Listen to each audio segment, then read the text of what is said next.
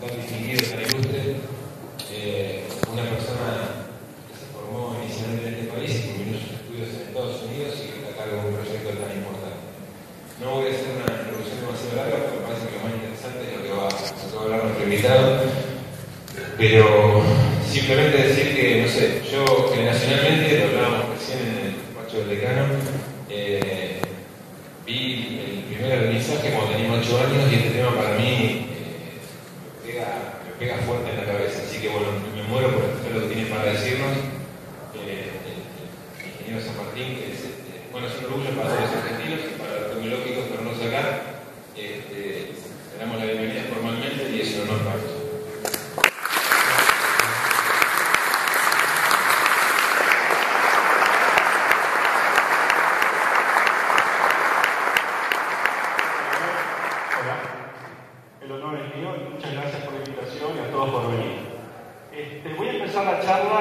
Mostrando un video que probablemente muchos de ustedes lo habrán visto, de cómo era, cómo nos sentíamos antes del aterrizaje.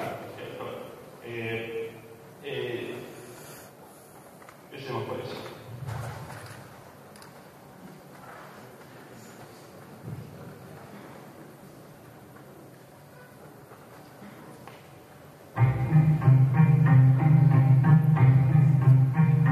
When people look at it,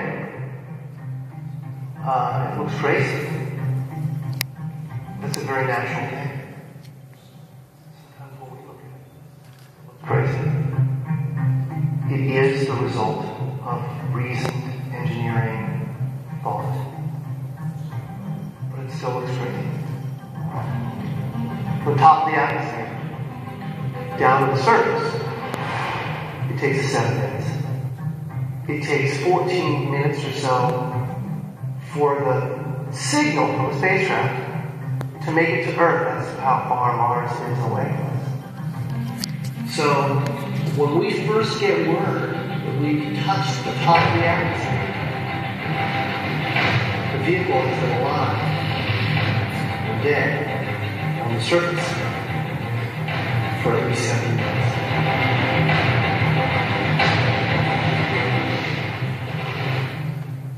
Entry, descent, and landing, also known as EDL, is referred to as the 7 minutes of terror, because we've got literally 7 minutes to get from the top of the atmosphere to the surface of Mars, going from 13,000 miles an hour to 0, in perfect sequence, perfect choreography, perfect timing, and the computer has to do it all by itself, with no help from the ground.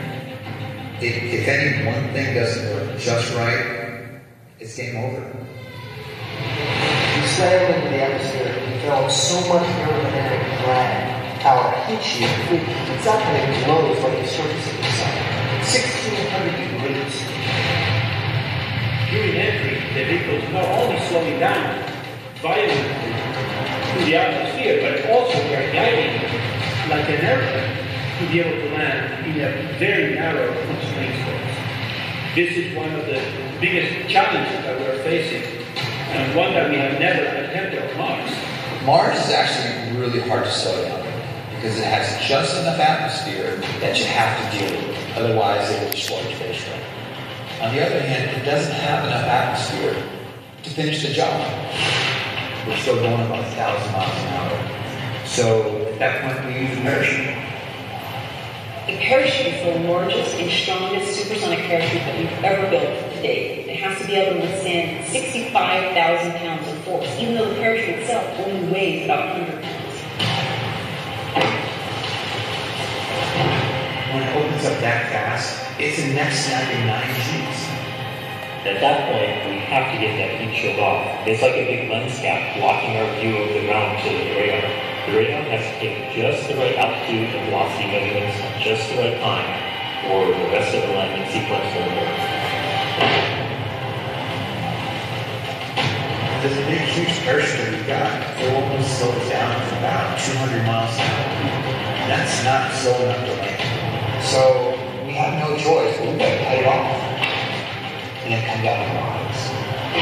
Once we turn those rocket motors on, we want to do something. We're just going to smack their back with the parachute.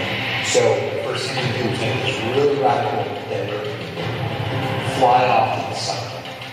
The vertical, killing our horizontal velocity and our vertical velocity, getting the rover moving straight up and down so we can look at the surface of the radar and see where we're going to land, and looking straight down to the bottom of the crater, right beside the 6-kilometer highway.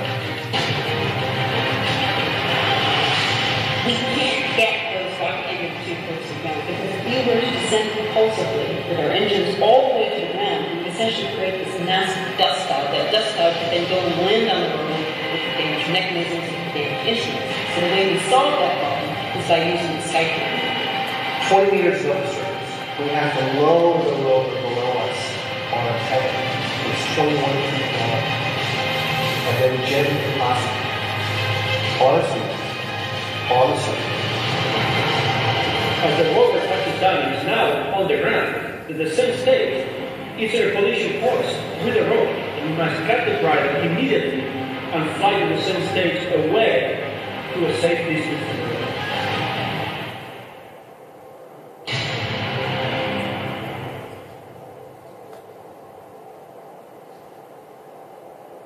Bueno, eso era como nos sentíamos antes del aterrizaje. Me acuerdo la primera vez que lo vi a esto, dije, sonamos esto. ¿Cuál es la probabilidad de que esto va a funcionar? Así que nos asustamos más a nosotros mismos, me parece. Bueno, hablemos un poco ahora de la ciencia de este vehículo. ¿Cuál es la razón para que vamos a Marte? ¿Por qué hay una razón? No vamos a Marte simplemente para ir a Marte. Nuestros clientes son los científicos, los geólogos, los expertos, los astrobiólogos, que tienen que ir a Marte a hacer su función. ¿Y cuál es esa función? Bueno, los científicos están bastante convencidos, muy convencidos, diría el 100% de que Marte en su pasado, hace 1.000 millones de años, 4.000 millones de años, era un planeta más como la Tierra, es decir, un planeta cálido y húmedo, donde la probabilidad de vida, las condiciones de vida pueden haber sido como las de la Tierra, donde la vida puede haber sido surgido, ¿no es cierto? Y bueno, por eso que la investigación de Marte que comenzó con Viking es ver si hubo vida o si no hay vida en Marte. Ahora, ¿por qué estamos tan interesados en saber si hay vida en Marte? No se puede preguntar. Y la respuesta de eso es que simplemente no queremos saber si estamos solos en el universo. Es una pregunta eterna de la humanidad. Y bueno, las condiciones que se necesitan acá en Tierra para que la vida surja son muy difíciles. Se llama que es una coincidencia cósmica, digamos, de que todo se haya dado para que la vida surja, ¿no es cierto? Por eso que a uno se pregunta, a pesar de que el universo es tan grande, que hay tantas galaxias y tantos planetas, si esas condiciones se han dado y la vida ha surgido. Bueno, si uno puede encontrar en nuestro planeta vecino, Marte, que se han dado esas condiciones, entonces uno podría concluir de que la vida es un fenómeno mucho más común y que puede estar por todo el universo, incluso a nivel inteligente como el nuestro. Esa es la razón, el propósito de estas misiones a Marte. Es un programa, no es una sola misión. Es un programa que comenzó con Viking, después se interrumpió por más de 20 años, después resurgió de vuelta con Pathfinder y una serie de misiones, y este es el tercer vehículo robótico. Para hacer la misión se necesita obviamente instrumentos científicos y un vehículo robótico. Una de las cosas que los científicos aprendieron con Viking es que no tenía un vehículo robótico, era una estación espacial con patas, ¿no es cierto?, que aterrizó y no se movía. Inmediatamente, hasta después de la euforia del éxito del aterrizaje, digamos, se terminó, sufrieron esta tremenda frustración de no poder explorar las cosas que estaban más lejos del brazo de la estación espacial. Entonces se dieron cuenta que se necesitaba movilidad. Y ese concepto se probó con el vehículo Sojourner, el Mars Pathfinder, en el 97, y quedó bien asentado que la próxima vez que vayamos a Marte tiene que ser con vehículos robóticos. Y desde entonces es muy difícil proponer una misión a Marte hoy en día sin un vehículo robótico que se pueda mover. Por eso que tenemos acá el Curiosity.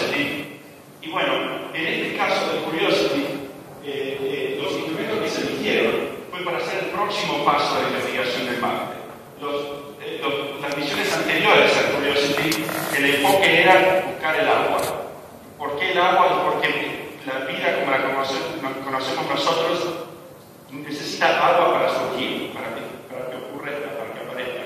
Por lo tanto, tenían que probar esas misiones de que había habido agua en Marte en forma, digamos, estable por muchos millones de años, ¿no es cierto? No simplemente ríos que duran pocos años, después desaparecen, sino agua en forma de lagos, océanos, ¿no es cierto? Y eso quedó bien asentado con las misiones anteriores. El próximo paso en la búsqueda de vida es detectar si hay compuestos orgánicos. Se necesitan compuestos, la vida como la conocemos nosotros es en base al carbono. Por lo tanto, si queremos probar de que existe, la vida surgió en el pasado o está en el presente, uno tendría que ir a buscar compuestos de carbono o compuestos orgánicos. Esta misión tiene 75 kilos en equipamiento de científicos, sin contar obviamente el vehículo robótico, mientras que las anteriores, el Spirit Opportunity, solamente 10 kilogramos. Un solo instrumento, que es el que tiene la habilidad de detectar orgánicos, es del tamaño de los vehículos robóticos anteriores. Como podrán ver en esta foto, acá está toda la familia de rovers o vehículos robóticos que hemos mandado a Marte. Este vehículo es casi de 1 tonelada y representa un salto enorme comparado con los dos anteriores.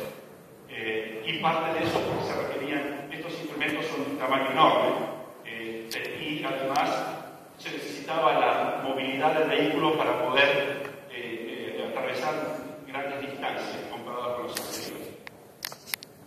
Acá para que vean el absoluto del tamaño. Siempre decíamos que es el tamaño de un Mini Cooper. Siempre teníamos esta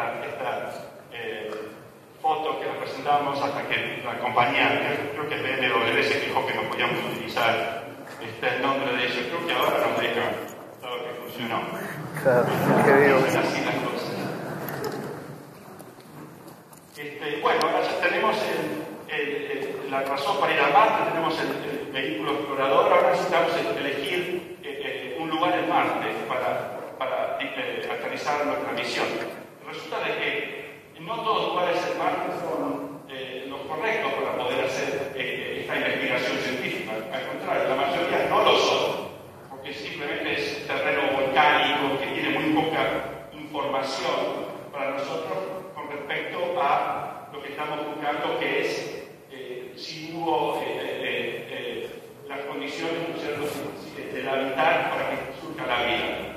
Así que se produce un proceso que dura muchos años, como sé, es un proceso que duró muchos años. Científicos de todos lados del mundo se reunieron para elegir cuál era el lugar en Marte que nos daba la mayor probabilidad de poder satisfacer los objetivos científicos de la misión. Lo que tuvimos que hacer, además, cuando se hace este tipo de cosas, es que el equipo de descenso de la misión, del cual soy yo parte, le tenemos que dar un área de aterrizaje, como la pueden ver acá, apenas está un poco no clara, que es la zona donde creemos que tenemos el 99% de probabilidad que vamos a aterrizar. Esa zona tiene que tener ciertas características, en cuanto tiene que ser benigna para poder aterrizar nosotros. No tenemos una tecnología que nos permita aterrizar en cualquier lado. Por ejemplo, la población de rocas tiene que tener un cierto valor, evitando las probabilidades de que tengan rocas grandes, por ejemplo, y también los pendientes tienen que ser de un determinado valor, cuanto más plano posible, y también el terreno en sí mismo que puede confundir al radar de descenso. Así que, dado esas condiciones, que tienen que ser bien benignas, los científicos tienen que buscar lugares científicos interesantes donde puedan poner esa elipse. Cuanto más chica la elipse, mejor la elipse de aterrizaje, mejor para ellos, porque se les abren las puertas a más objetivos científicos. Después de ese proceso, que duró tantos años, eligieron este lugar, que es un cráter de 150 kilómetros de diámetro, y con una montaña en el medio, que fue el resultado de que este es un cráter de origen, es un cráter de impacto. Un meteorito hizo un gran agujero de 150 kilómetros después se cubrió con el pasar de los tiempos con material que sopló el viento, tal vez lo atrajo el agua, y después con el proceso reversible, digamos, el tiempo lo desterró al cráter, pero dejó esta montaña en el medio que tiene 5 kilómetros de altura. Se llama Monte Sharp. Lo interesante de este lugar para los científicos es que está hecho de capas geológicas sedimentarias que, como ellos dicen, son como las hojas de un libro, ¿no es cierto?, que cuentan la historia de Marte, de su clima y su geología, como si fueran las hojas de un libro donde el primer capítulo se encuentra abajo, digamos, cerca del fondo del cráter, y los últimos capítulos arriba. Así que la idea era de aterrizar dentro de esta zona de aterrizaje y después el vehículo robótico, digamos, emprender para la ladera y leer ese libro y de esa forma poder ver cómo era el pasado de Marte y determinar si alguna vez tuvo las condiciones de vida. Es otra foto que pueden ver acá con la zona de aterrizaje y uno de los posibles trayectos. Obviamente todavía no lo hemos hecho, así que no sabemos, lo están estudiando en este momento. Bueno, ahora les voy a contar un poco el proceso de cómo aterrizamos aquí, ¿no es cierto? Ya tenemos el objetivo, tenemos la nave espacial, ahora tenemos que ver cómo aterrizamos. Esto es los famosos 7 minutos que vieron en el video. Consiste en que llegamos a Marte, a las altas capas de la atmósfera, son 125 kilómetros, lo definimos ahí, ¿no? Es un poco arbitrario, a 20.000 kilómetros por hora, y en 7 minutos tiene que estar reducido a 0. Para eso se pasa por 3 etapas de frenado. Primero es un frenado aerodinámico en una cápsula que protege a la nave del calor. Obviamente esa tremenda energía cinética se tiene que convertir en calor, y por lo tanto el vehículo tiene que ser protegido, y lo hace con una coraza térmica que se calienta a grandes temperaturas, más de 1000 grados centígrados. Esa es la primera parte. La segunda etapa es el paracaídas, que se abre a 1500 kilómetros por hora, es decir, que se abre su paracaídas supersónico, pero obviamente porque la atmósfera de Marte es solamente el 1% de la atmósfera terrestre. Aún con un paracaídas de gran tamaño, el vehículo sigue cayendo a 300 kilómetros por hora. Así que se necesita una tercera etapa de frenado, que son con cohetes de propulsión y que frenan el vehículo hasta 0. Ahora les voy a describir, rápidamente voy a describir cada una de estas fases, para que se den una idea de cómo funciona la cosa. La primera fase, la fase de entrada, consiste en una cápsula que lo protege el vehículo, Aeroshell, como pueden ver, de gran tamaño, tiene un diámetro de 4,5 metros. Es la más grande, la cápsula más grande que hemos hecho. Incluso el diámetro es más grande que las cápsulas de los Apolo, es más grande que las tripuladas. Se requería eso justamente porque la atmósfera de Marte es tan tenue y el peso del vehículo es tan grande. Cuanto más grande es el peso del vehículo, más área uno necesita para frenarse, que es bastante obvio. Nuevamente una comparación con el pobre Mini Cooper, no es el mismo, para que se den una idea del tamaño del vehículo. Bueno, y esta es la coraza térmica, que es un material que se llama pica, phenolic, impregnated, carbon ablator. Es la familia de los abladores, no sé cómo se ablator, no sé cómo se dice en español, pero digamos a medida que se va calentando a altas temperaturas, el material se va, digamos, consumiendo y de esa forma liberando energía y de esa forma evitando de que el calor llegue al vehículo robótico y lo destruya. Bueno, hablemos un poco de las luces de aterrizaje. Como les decía, la más chiquita que tenemos ahí es la del Curiosity. Las otras más grandes son de las misiones anteriores. Como pueden ver, ninguna de las misiones anteriores podría haber ido a este lugar de aterrizaje. Empezamos por Viking. Obviamente Viking era la primera nave espacial que iba a Marte, que iba a aterrizar en Marte. Por lo tanto, había mucha incertidumbre en todos los parámetros, por ejemplo, la densidad y la presión atmosférica de la atmósfera no se conocía, pero tampoco se conocía dónde estaba exactamente Marte. Parece mentira, pero es así. Uno puede medir dónde está Marte desde la Tierra con instrumentos ópticos, pero el error que uno comete es más grande que cuando uno tiene una flotilla de naves espaciales orbitando Marte con su propio sistema de navegación. Nos permite mejorar ese conocimiento. A medida que venían las otras misiones, mejorábamos nuestra navegación y el conocimiento de dónde estaba Marte y el conocimiento de la atmósfera. Pero llega un momento de que con la última, que es Phoenix, igual sigue siendo demasiado grande para poder explorar los lugares interesantes en Marte. Así que nos pidieron que redujéramos el tamaño de la incertidumbre de donde aterrizábamos o que mejoráramos nuestra navegación, guiado de navegación. Y lo hicimos mediante una técnica que se llama entrada guiada, entry guidance.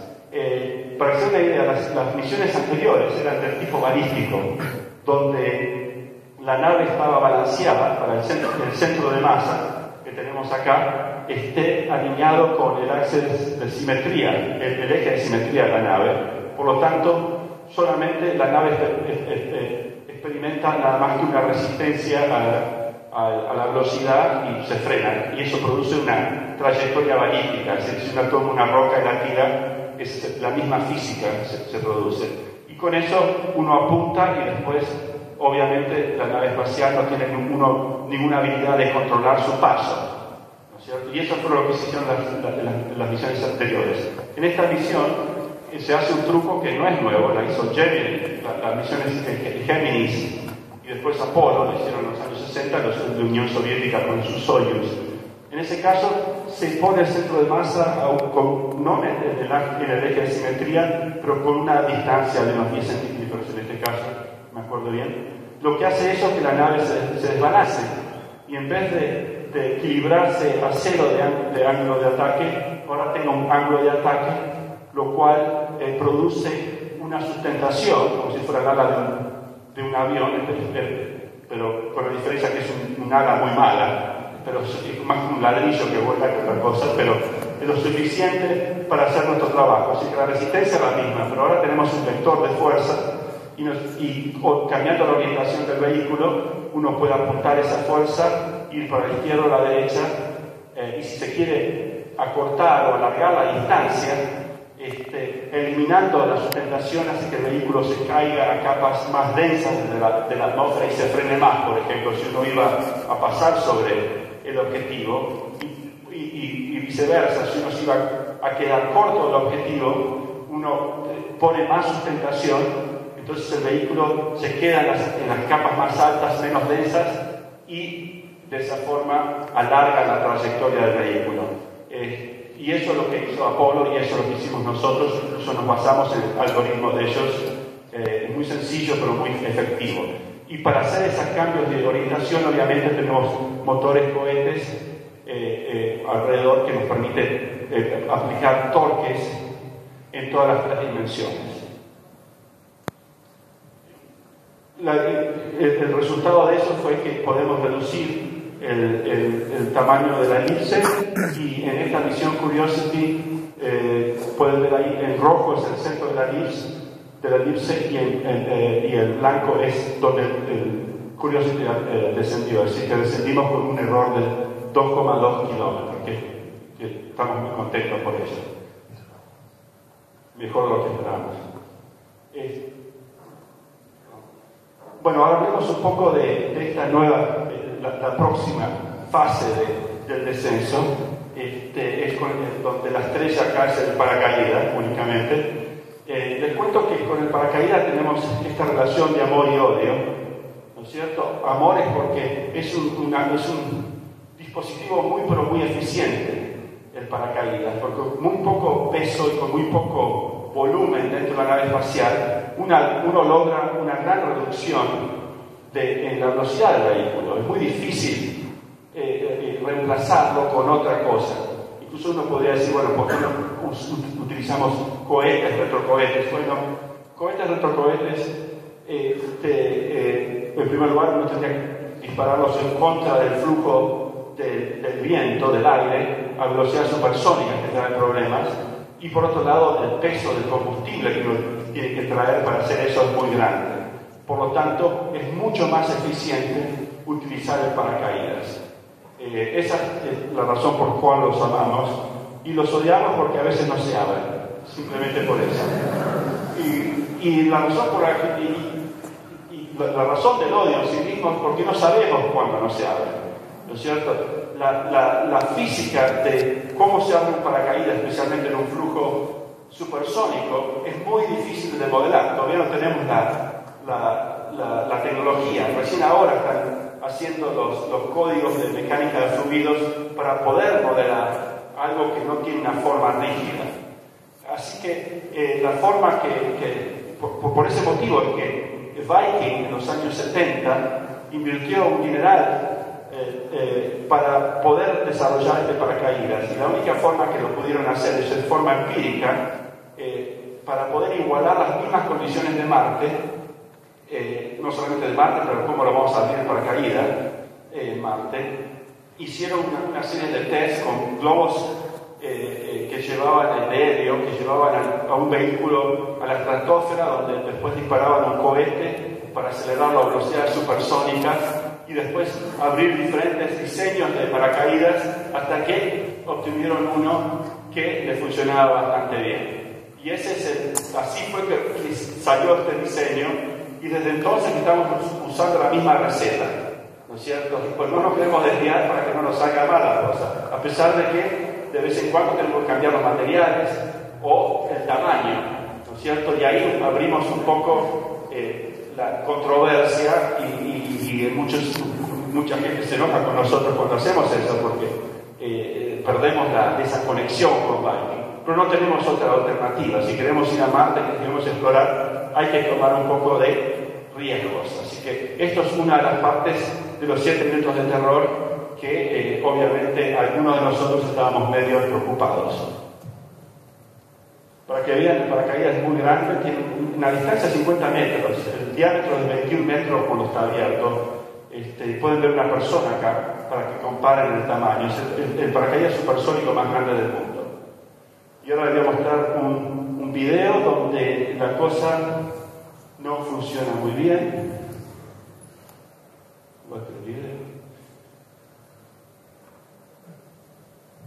Este es el túnel de viento más grande del mundo. Si bien no podemos probar la física de la apertura del paracaídas, sí podemos probar en estos túneles de viento la estructura, es decir, si la carga del paracaídas sí la podemos replicar, eso es mucho más fácil, para ver si mecánicamente el paracaídas puede soportar la tensión que se produce, la fuerza que se desarrolla cuando el paracaídas se abra en forma prácticamente instantánea. Eso sí lo podemos probar, y como ven, en este caso no funcionó. Y este es el caso donde positivamente sí funciona. Me fui para atrás de vuelta, me parece, ¿no?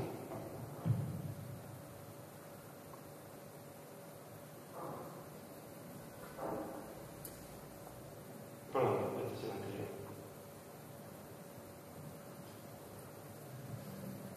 Está filmado en cámara lenta, pero de todas formas, a pesar de que la física que están viendo ahora no necesariamente es correcta, porque esto no es un flujo supersónico, igual pueden darse cuenta de que la apertura de un paracaídas es algo bastante complejo, difícil de simular, de modelar, como pueden ver.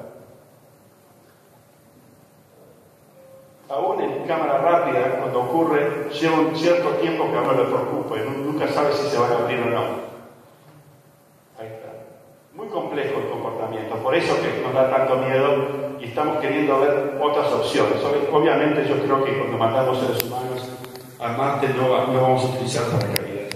Desde el punto de vista energético, el 99% de la energía se elimina en la primera etapa de frenado, que es la entrada. El paracaídas elimina casi el 1% y nos queda este 0,02%, que es extremadamente difícil y caro también de hacer. Empieza a 1.8 kilómetros de altura y termina obviamente en la superficie, donde tocamos a una velocidad de 1 metro por segundo.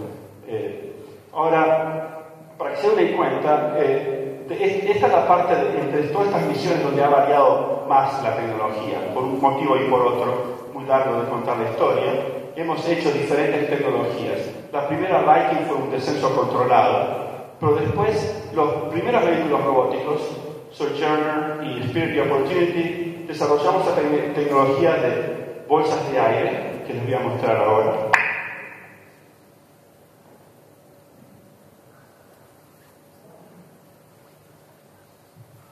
Esto que están viendo ustedes acá no es una simulación, es realmente el aterrizaje de la misión Spirit en el 2004, y tomamos la telemetría del aterrizaje que se graba durante el evento del aterrizaje, después la traemos de vuelta y después hicimos una animación. Así que lo que ven acá es lo que hizo la nave espacial ese día de enero del 2004. En esta fase ya estamos en la tercera fase, o la segunda fase, si quieren pensar en eso. Tenemos el paracaídas, tenemos el vehículo robótico dentro de esta pirámide rodeada de lo que van a ser las bolsas de aire. En este momento el radar está midiendo la altura y el software está haciendo los cálculos, calcula la velocidad del vehículo, la altura, para prender los motores cohetes exactamente en el mismo lugar y abrir las bolsas de aire.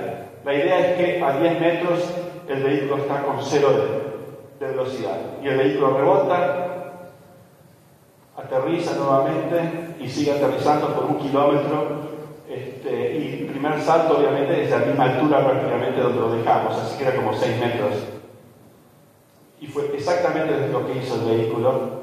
Como se dan cuenta, uno dice, bueno, esto nos había funcionado la última vez y nos había llevado un montón de trabajo hacerlo funcionar, me parece. Cuando vi el Curiosity con 1 tonelada de peso, era obvio para mí, al menos, que esta tecnología no iba a funcionar. Que era demasiado. La idea de 1 tonelada saltar 10 metros de altura por 1 kilómetro no, era para mí hecho de razón para reírme un poco, ¿no? Eso no paró a uno de mis amigos que intentaron poner las bolsas de aire, pero por suerte los pudimos convencer de que eso no iba a funcionar.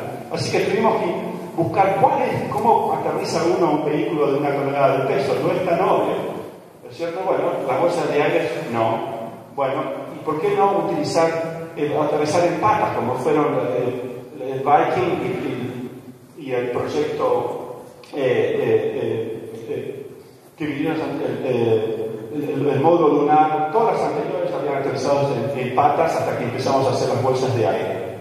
Bueno, sí, eso se podría hacer, pero el problema con eso es que queda el vehículo robótico como 1 metro de altura.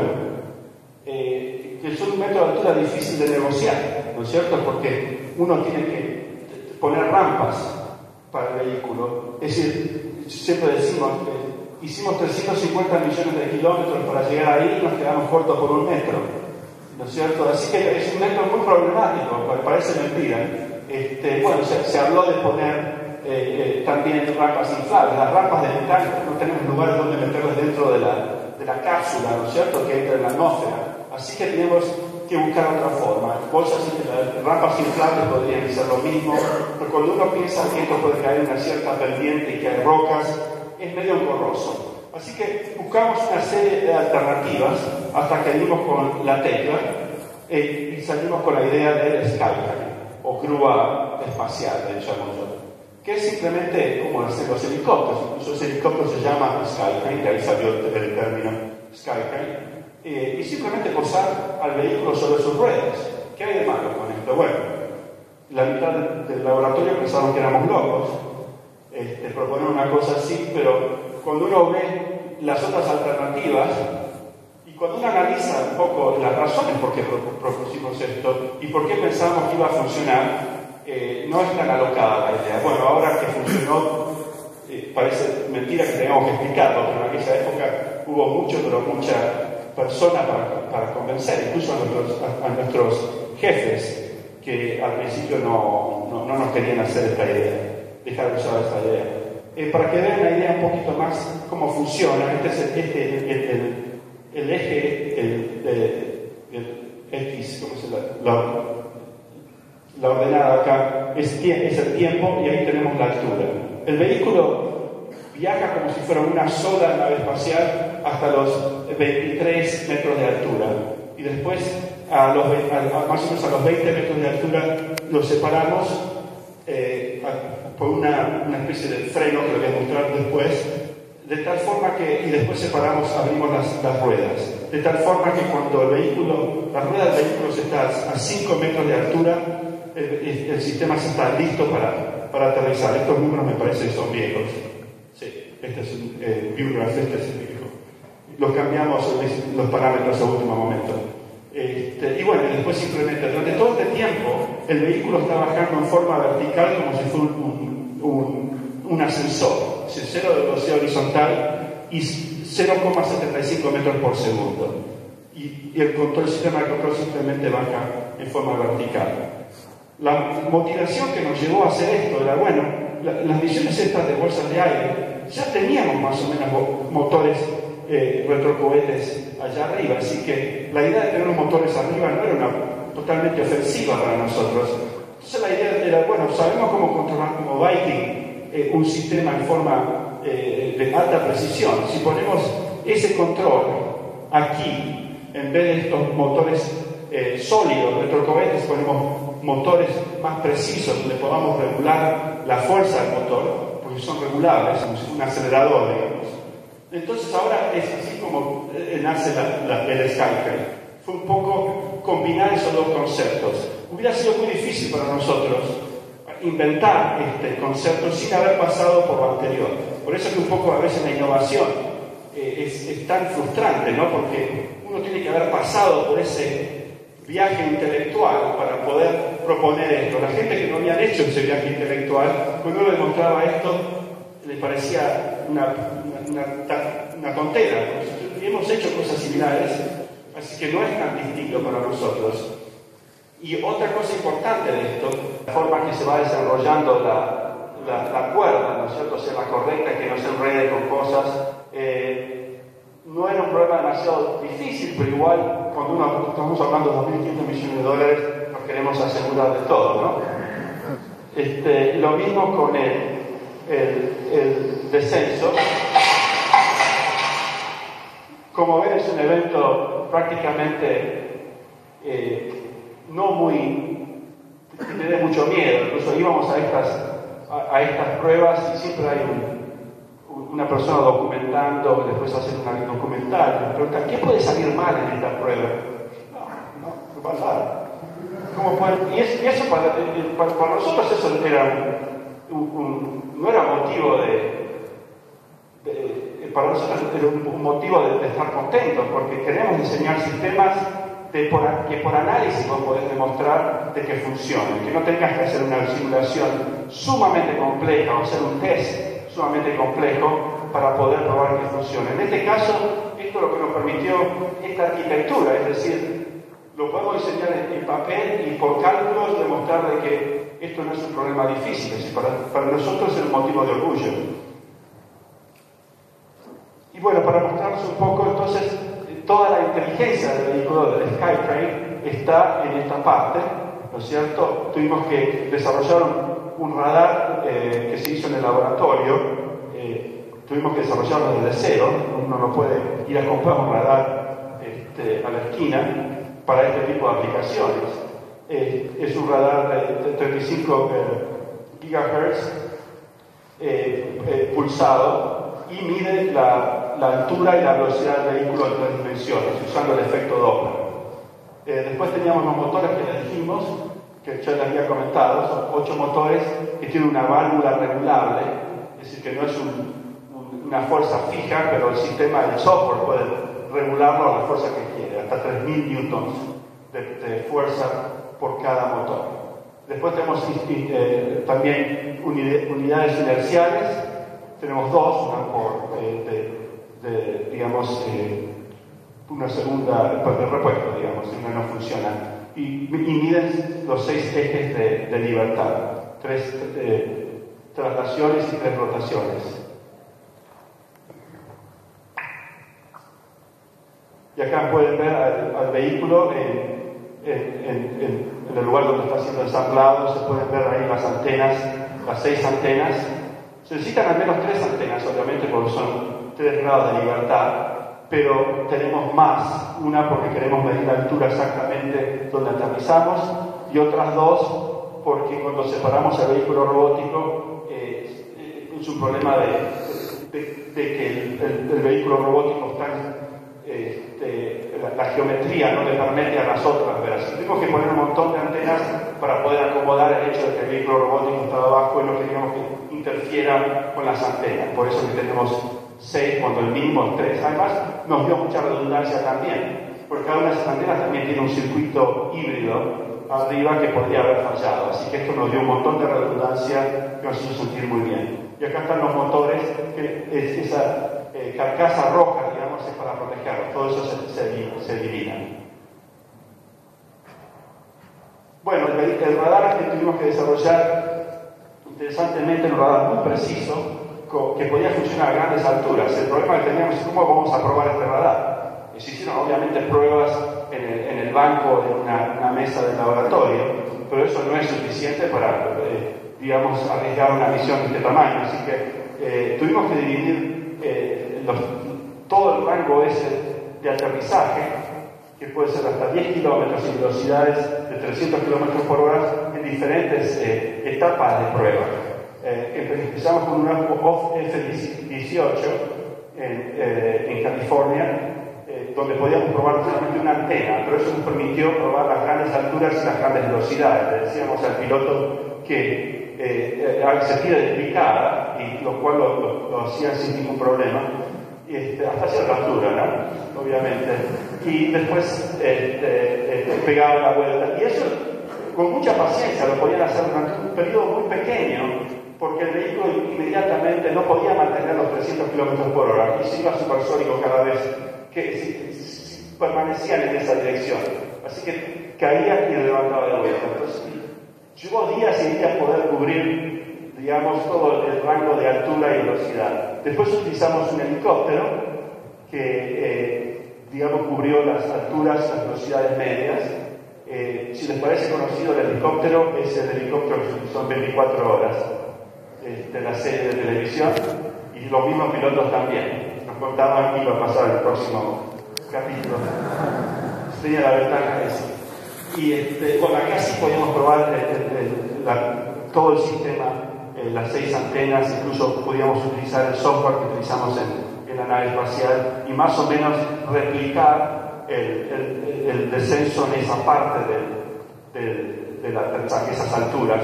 Y después últimamente teníamos una torre enorme que podíamos probar 100 metros de altura. Así que la combinación de todo eso nos permitió desarrollar un modelo matemático del radar, que después lo pusimos en nuestras simulaciones, y después haciendo las técnicas de Monte Carlo, que seguro que ustedes conocen, una técnica estadística donde vos aterrizás miles y miles de veces. En algunos casos hacíamos 100.000 aterrizajes, y después haces con diferentes parámetros dispersos estadísticamente de la forma correcta, y después hacemos estadística de cuántas veces, digamos, aterrizamos exitosamente. Este es el dispositivo, el freno, que nos permite hacer descender al vehículo robótico a una velocidad correcta, digamos, no muy rápido, porque se podría romper la cuerda cuando da el choque final, pero tampoco muy lento, porque durante ese tiempo estamos consumiendo 4 kilogramos por segundo de combustible, así que no podemos tomarnos todo el tiempo del mundo preparando al vehículo para el aterrizaje. En realidad estamos apresurándonos. El sistema de frenado que tiene es actualmente muy sencillo. Funciona como el freno de un vehículo eléctrico, ¿no es cierto? Tiene un generador con una resistencia, y generador, obviamente, cuando ve la resistencia esa que genera un voltaje, a través de la resistencia genera corriente, y por el efecto de Lenz, ¿me acuerdo bien?, genera un campo magnético opuesto al movimiento. Es decir, que la energía potencial se transforma en cinética y después en calor en la resistencia. Así de sencillo. Obviamente tiene una serie de engranajes, porque se necesita una velocidad correcta para eso, aumentar la velocidad de rotación para que el generador funcione de forma más eficiente. Así que este es un dispositivo que nos sentíamos muy bien, porque no necesitaba computadoras, prender nada, simplemente es un dispositivo pasivo, lo cual nuevamente es otras de los diseños que a nosotros nos gustan, por ejemplo, que sean simples. El sistema en su totalidad es muy complicado, aun cuando cada uno de sus elementos son simples. En el pasado, también necesitamos dispositivos como estos en las anteriores para desplegar donde estaba ¿se acuerdan que estaba el paracaídas? La parte del aeroshell, de la cápsula protectora, y después el vehículo robótico del otro lado. Eso también tiene un freno, pero es un freno más mecánico, ¿no es cierto?, de fricción. Y tiene un problema enorme poder modelar esa fricción, porque el material de fricción, con la exposición al vacío y cuando la humedad se desaparecía del material, tenía grandes variaciones en su comportamiento. Cuando fuimos a este sistema, el comportamiento era perfecto, así que el modelo de este sistema era muy sencillo, y eso es otra de las lecciones que aprendimos de haber hecho las misiones anteriores. Y estábamos muy contentos con el rendimiento de este sistema, pero fue muy caro, eso sí, es un diseño bastante caro en ese sentido. Bueno, les voy a mostrar una serie de fotos del vehículo siendo ensamblado. Acá está la cápsula vacía en este momento. Acá está el vehículo robótico, para que vean una idea del tamaño. Se pueden ver algunos de los operarios ahí trabajando con el vehículo. Acá vemos de vuelta el vehículo. Eso que está ahí obviamente es el brazo con los instrumentos. De los instrumentos que tenemos en ese brazo hay un taladro para tomar muestras de rocas y después procesarlas adentro de los instrumentos que están dentro del vehículo. Los instrumentos más importantes para detectar orgánicos, le decimos instrumentos analíticos, se encuentran dentro del cuerpo del vehículo robótico. Después también hay obviamente una cámara con una alta ampliación para poder examinar los granos de las rocas.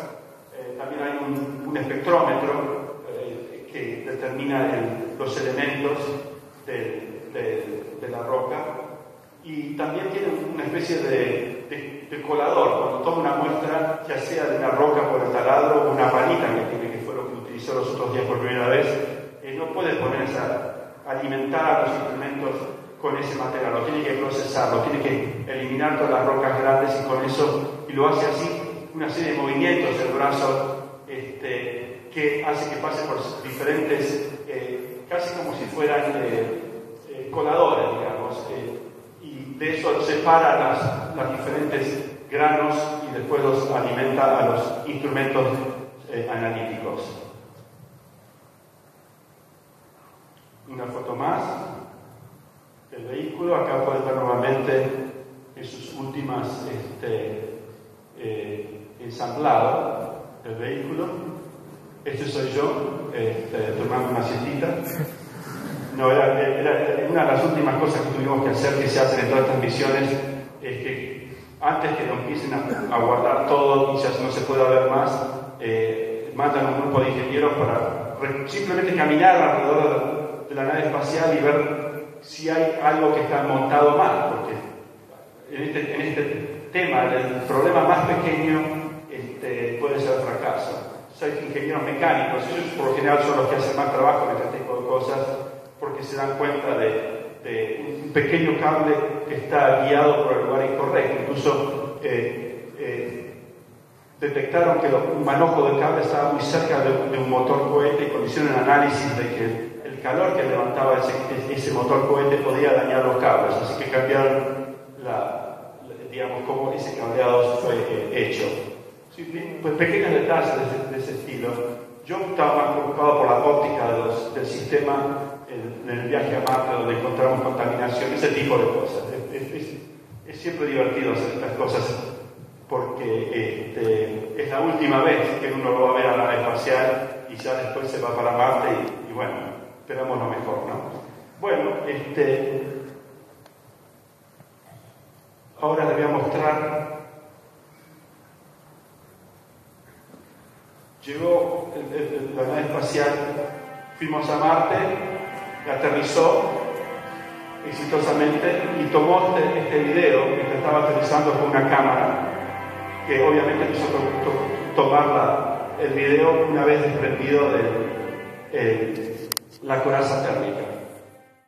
De piedritas chiquitas, que es común en los arroyos, es decir, agua que se está moviendo en forma fluida y en forma rápida, lo cual ninguna de las otras naves espaciales había detectado, aun cuando detectaron agua estanca, digamos. Esto por primera vez a uno le da la sensación de un arroyo, ¿no es cierto? Y él lo compara con el mismo tipo de material en tierra. Como pueden ver, las similitudes son realmente remarcables. Así que esto, si bien el tema del agua ya estaba solucionado, igual de esta forma esto los excitó mucho a los científicos al punto que decidieron compartirlo y lo hicieron. También vieron este tipo de formaciones que también tienen un origen de agua, digamos, el mismo conglomerado que vieron hace como si fueran unas capas, digamos, sólidas de este material conglomerado. Lo que es enigmático para los científicos, y que yo sepa hasta el día de hoy no tiene una explicación por qué está roto esa losa. O sea, que es como si fuera uno de esos martillos neumáticos que utilizan en las calles, que lo hubieran roto de esa forma. Pero no se explican cómo. Al principio dijeron que podía ser un impacto de un meteorito que haya roto la superficie y las ponga de esta forma. Pero después siguieron recorriendo y se encontraron toda una zona enorme con esto. Así que eso los tiene medio confundidos, todavía no saben una buena explicación. Pero eso es lo que la ciencia. Es mucho mejor encontrar, digamos, cosas que uno no puede explicar porque tiene la oportunidad para aprender en ese caso. Así que esto también los tiene muy contentos a los científicos. Y bueno, esta es para mí la foto más, hasta el día de hoy, más linda que han tomado, es con la cámara de color, con el zoom más alto que tienen, es en la dirección del microrobótico al destino científico que hablamos, que es la montaña esa, el Monte Sharp, donde pueden ver claramente esas capas geológicas sedimentarias que los tienen a los científicos tan interesados. Esas capas, algunas de esas capas son de un material, que es un mineral, que son arcillas, que los llaman filosilicatos, que acá en tierra se forman en la presencia de agua. Así que eso es una de las razones por las cuales están interesados, porque puede ser de que tengan evidencia de los ingredientes para la vida. Pero lo otro es que aparentemente el material orgánico se preserva muy bien en esos materiales. Uno de los problemas que existe para estudiar la presencia de vida en otros, o fósiles, digamos, del pasado, es que, por ejemplo, acá en tierra, si uno quisiera buscar material orgánico del comienzo de la vida, hace 3.000, 4.000 millones de años, no los encontraría. Encontraría compuestos orgánicos por todos lados, que es reciente, pero antiguo no, porque hay procesos que los destruyen. Entonces ese es el gran miedo, que toda la evidencia del pasado haya sido destruida. Pero tienen esta teoría, esta hipótesis, de que estos filosilicatos, que es arcillas, mantengan esa evidencia. Por eso que fue uno de los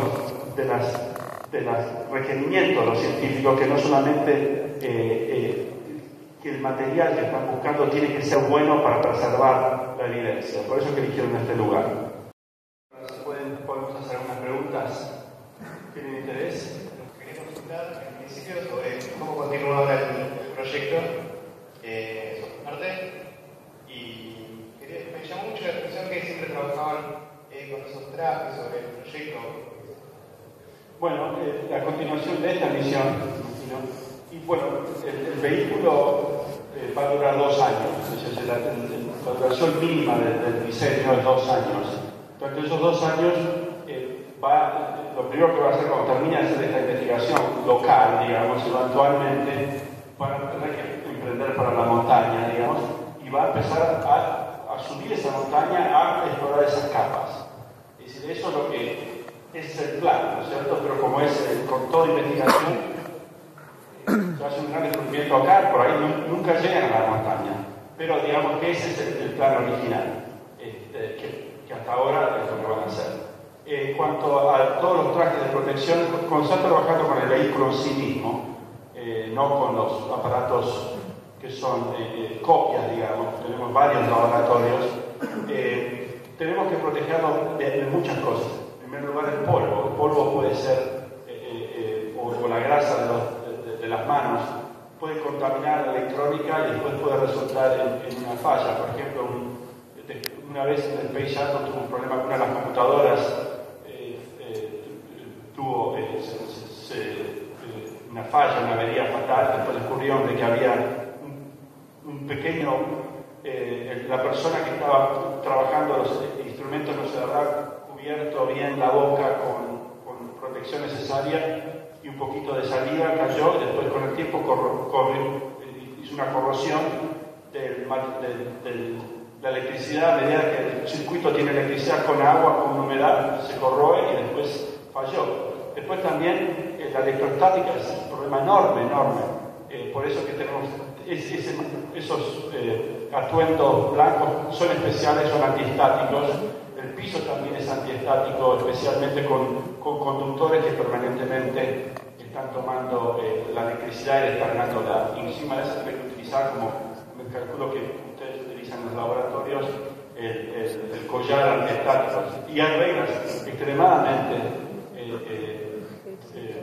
rígidas, ¿no es cierto?, para eso. Incluso, bueno, y el lugar donde estás haciendo este trabajo, la atmósfera que se está utilizando tiene que estar altamente controlado con grandes filtros y permanentemente van a monitorear para asegurarse que la humedad y las partículas en el aire sean mínimas. Para cuidar a los dispositivos electrónicos, más que nada. Y mecánicos también.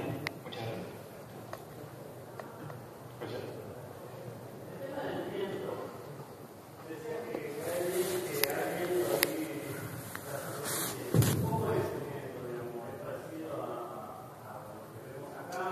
Sí, pero digamos, un viento de 30 kilómetros por hora, cuando acá sería, digamos, un viento fuerte, digamos, en Marte, porque es un 1% de la atmósfera terrestre, no es mucho, ¿no es cierto? Igual, todo es, digamos, relativo. Para el diseño anterior de la misión, con las bolsas de aire, donde utilizamos el paracaídas hasta el último momento, perdíamos motores cohetes con el paracaídas todavía arriba nuestro. En ese caso, porque a pesar de que, nuevamente sí, la atmósfera es tenue, cuando uno tiene una área tan grande como un paracaídas, ya hay un viento, ahí sí te modifica la cuestión, incluso te hace, es un efecto negativo para nosotros que tuvimos que compensar con todo un sistema que no tenemos tiempo para contar. Para las elecciones presidenciales, por ejemplo, los debates entre los dos candidatos, Obama y Mitt Romney, la cuestión del espacio no salió mucho. Así que eso sería una buena indicación. De haber salido, indicaría que el pueblo americano quiere hacer esto, quiere gastar su dinero en este tipo de cosas, y no. Así que nuestro presupuesto no es malo, nos permite hacer este tipo de misiones que cuestan mucho dinero, pero para matar seres humanos va a requerir un esfuerzo mucho más grande, y eso no lo veo, al menos yo creo que no en los próximos 10 o 20 años, que recién empiecen. Usted mostró que hay 6 ingenieros que hacen una revisación final. Encontraron unos cables que pasaban muy cerca, ¿no? No dije 6, había varios. No sé bueno, sí, es un número, sí. Pero lo que me llama la atención es todo eso, el montaje de las 200.000 piecitas, todo eso se hace con checklist, se mira, se controla, se controla. Sí. Entonces, es casi como aleatorio que tenga éxito la inspección de unos expertos. O van 5 equipos de expertos distintos, ¿no? Para tener una estadística. Porque es completamente tirar una moneda a cara seca que vienen ingenieros, revisen y encuentren una falla. Bueno, ¿Qué pasaba si no se encontraba esa falla? Buena pregunta. Es decir, en primer lugar, se hace todo lo que se puede hacer en estas cosas, ¿no? Es decir, lo hacemos porque podemos, no necesariamente porque necesitemos, sino porque es el paso de menos arrepentimiento, le decimos, least regret. Entonces, si podemos haber mandado a tal pibe que hubiera dicho, eso yo lo hubiera visto, no nos perdonaríamos nunca. Eso por un lado. Por otro lado, la gente que hace el ensamblado del vehículo no son ingenieros, son técnicos, nada más, no son gente profesional, pero digamos, técnicos me refiero, no fueron a la universidad, les enseñan cómo hacer ese tipo de trabajo, son personas excelentes, pero ellos leen, digamos, los pasos que tienen que hacer de un documento que alguien escribe, y si el documento está en forma equivocada, porque documentos a veces son mal interpretados, el papel, ¿no es cierto? Se cometen errores. Yo he visto errores de ese estilo. Por ejemplo, una de las cosas típicas que al principio del programa espacial hizo fracasar muchas misiones es que tengan el facing, los cables usados, que la izquierda hacia la derecha a la izquierda. Es increíblemente fácil cometer esos errores. Por lo tanto, al final de todo esto, antes de hacer meses antes del despegue, pero al final de toda la construcción hacemos, por ejemplo, una de nuestras tradiciones es ir ahí y probar de que lo que nosotros pensamos que era el cohete número 1 sea como el cableado indique que es el cohete número 1. Hace este tipo de cosas al final de todo para agarrarlos antes que lo lancemos. Como si lo haces en el medio, si uno lo hace en el medio, después hay oportunidades de reintroducir ese error. ¿No es cierto? Así que es un poco, por varios motivos. Ese es uno de los casos. Documentos que son incorrectos, errores humanos, operarios que no hicieron lo que tenían que hacer. Y siempre, cuanto más ojos estén viendo el problema, más oportunidad de que uno se le prende la lamparita y dice, ¿te parece que eso está bien? Y lo cambia. Pero es una buena pregunta. Es el resultado de muchos años de misiones que crean estas culturas y este tipo de procedimientos. Y a uno le parecería ¿cómo va a ser este tipo ir ahí y encontrar algo de que todas estas personas encuentran? Da miedo, pero encuentran. Algunos son porque los que mandan son personas de muchos años, muchas batallas, personas con mucha experiencia y tienen un ojo que miran y hacen la pregunta correcta y encuentran.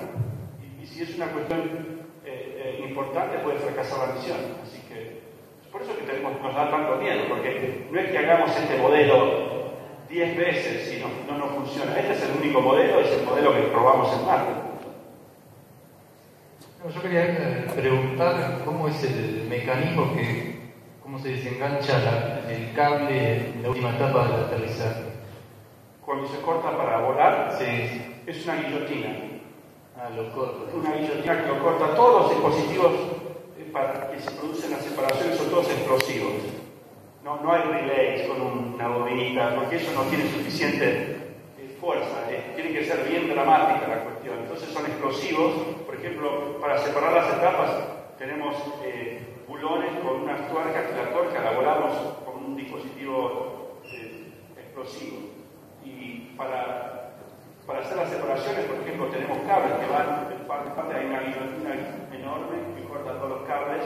Por supuesto que eso nos fuerza que la electrónica tiene que ser tal de que el lado vivo, digamos, el lado que sigue, no la parte que tiene que poder seguir funcionando con todos los cables cortocircuitados.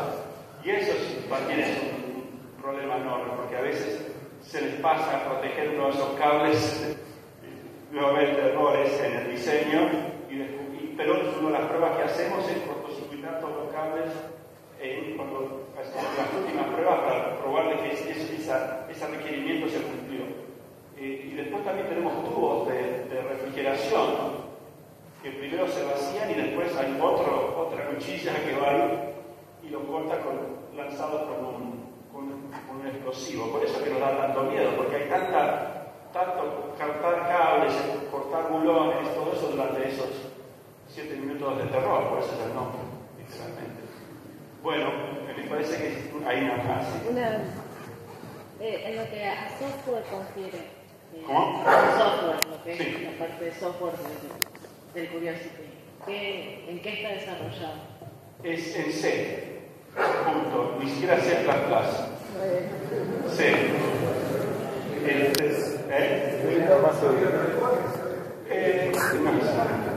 Bueno, hay muchos que les gustaría C++. A mí, ahí llego, C, de ahí mi cerebro no avanza más que C.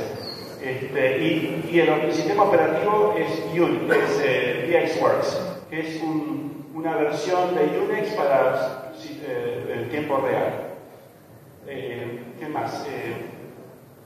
El caso nuestro, tenemos una de las cosas que logramos desde el Pathfinder, es que nos dejen a nosotros, ingenieros guiados de navegación y control. En el pasado, en la época de otras misiones anteriores, Cassini, por ejemplo, los ingenieros de mi especialidad, guiados de navegación y control, hacíamos los algoritmos y después los describíamos, los probábamos en un lenguaje alto, digamos, MATLAB, no sé si lo conocen. Y una vez que funcionaba todo y hacíamos las simulaciones, todo en MATLAB. Y después escribíamos un documento con todas las ecuaciones y las instrucciones para que después los ingenieros en software los tradujeran a otros lenguajes. Y hemos utilizado otros lenguajes de Cassini, creo que era EIDA, se llama, que es especial para la parte espacial. Y después hay otro equipo que hace el testing y otro equipo que hace la operación. Empezamos del Pathfinder hasta ahora, nos dieron la oportunidad a nosotros de escribir nuestro propio software, ayudados con los expertos en software, obviamente, pero eso nos permitió eliminar documentación donde uno puede cometer error, porque uno entiende la matemática del problema, la física, entonces escribimos directamente y eliminamos un montón de oportunidades para error. Y no termina ahí, después como estamos tratando de abaratar costos, en vez de compartimentalizar, nos permitieron a nosotros seguir con el proyecto. Escribimos nuestros algoritmos, hicimos nuestras pruebas, escribimos el software, después hicimos el testeo, fuimos acá a Uraniaveral, lo hicimos en la nave espacial y después operamos la nave espacial. Eso nos permite eliminar un montón de lugares donde el paso de la información puede cometer errores. Al mismo tiempo, reducimos mucho la documentación, tal vez demasiado, porque no deja tiempo para hacer documentación. A lo cual yo siempre respondo, sí que lo documentamos. Está perfectamente documentado en C. Si vos querés saber cómo funciona, léelo. ¿Qué es la documentación?